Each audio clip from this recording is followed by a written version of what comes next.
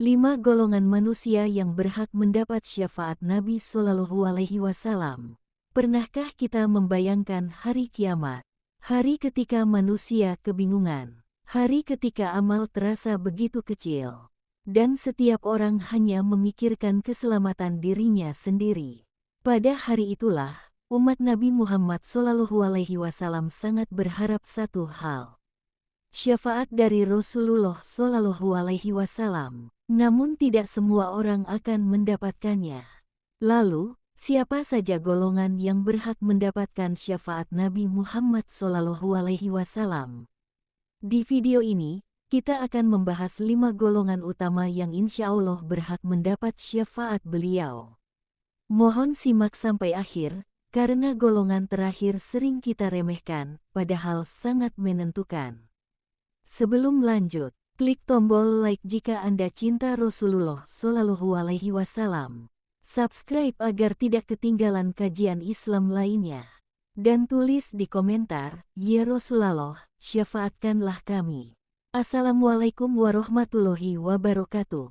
Syukur alhamdulillah kita dapat bersama kembali di channel Nur Hidayah. Semoga kita semua senantiasa ada dalam lindungannya, diberi kesehatan lahir dan batin, dimudahkan dalam setiap urusan dunia dan akhirat. Amin ya robbal alamin. Sahabat Nur Hidayah yang dirahmati Allah. Penjelasan syafaat. Syafaat adalah pertolongan khusus yang Allah izinkan pada hari kiamat.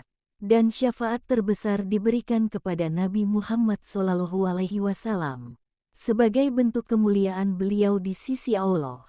Namun ingat, syafaat hanya milik Allah, dan Nabi Shallallahu Alaihi Wasallam hanya memberi syafaat kepada orang-orang yang diridhoinya. Golongan pertama, orang yang bertauhid murni. Golongan pertama adalah orang yang bertauhid, tidak menyekutukan Allah dengan apapun. Rasulullah Shallallahu Alaihi Wasallam bersabda, "Orang yang paling berhak mendapatkan syafaatku adalah yang mengucapkan la ilaha illallah dengan ikhlas dari hatinya." HR Bukhari. Tauhid bukan sekadar ucapan, tetapi keyakinan yang tercermin dalam ibadah, doa, dan tawakal. Golongan kedua, orang yang banyak bersalawat. Golongan kedua adalah orang yang memperbanyak solawat kepada Nabi Shallallahu Alaihi Wasallam. Rasulullah Shallallahu Alaihi Wasallam bersabda, "Manusia yang paling berhak mendapat syafaatku pada hari kiamat adalah yang paling banyak bersalawat kepadaku." HR Tirmidzi. Solawat bukan hanya di lisan, tetapi juga dalam mencintai sunnah beliau dan meneladani akhlaknya. Golongan ketiga, orang yang sabar dalam ujian hidup. Golongan ketiga adalah orang-orang yang bersabar.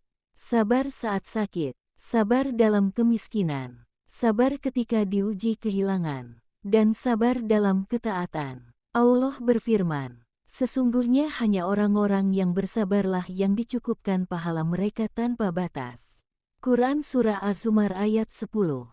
Kesabaran ini menjadi sebab diringankannya hisab dan dibukakan pintu syafaat. Golongan keempat, orang yang meninggal dalam keadaan beriman. Golongan keempat adalah orang yang meninggal dalam iman, meskipun memiliki dosa besar. Rasulullah Shallallahu Alaihi Wasallam bersabda bahwa syafaat beliau akan diberikan kepada umatnya yang berdosa, selama mereka tidak berbuat syirik. Ini bukan alasan untuk bermaksiat, tetapi harapan agar kita tidak putus asa dari rahmat Allah. Golongan kelima, orang yang mendengar azan dan berdoa setelahnya. Golongan kelima ini sering diremehkan, padahal sangat mudah dilakukan. Rasulullah Shallallahu Alaihi Wasallam bersabda, "Barang siapa setelah mendengar azan membaca doa, maka ia berhak mendapatkan syafaatku." HR Bukhari. Mulai hari ini, siapkah kita tidak meninggalkan doa setelah azan? Jawab di komentar, "Siap, insya Allah." Sahabat Nur Hidayah yang dirahmati Allah. Syafaat Nabi Shallallahu Alaihi Wasallam bukan sekadar harapan, tetapi harus diperjuangkan dengan iman, amal, dan cinta kepada Rasulullah Shallallahu Alaihi Wasallam. Mari kita tutup dengan doa. Allahumma inna nasaluka syafaatan nabiyika Muhammad sallallahu alaihi wasallam. Dan wafatkanlah kami dalam keadaan mencintainya. Amin ya robbal alamin. Sampai jumpa di video selanjutnya. Wassalamualaikum.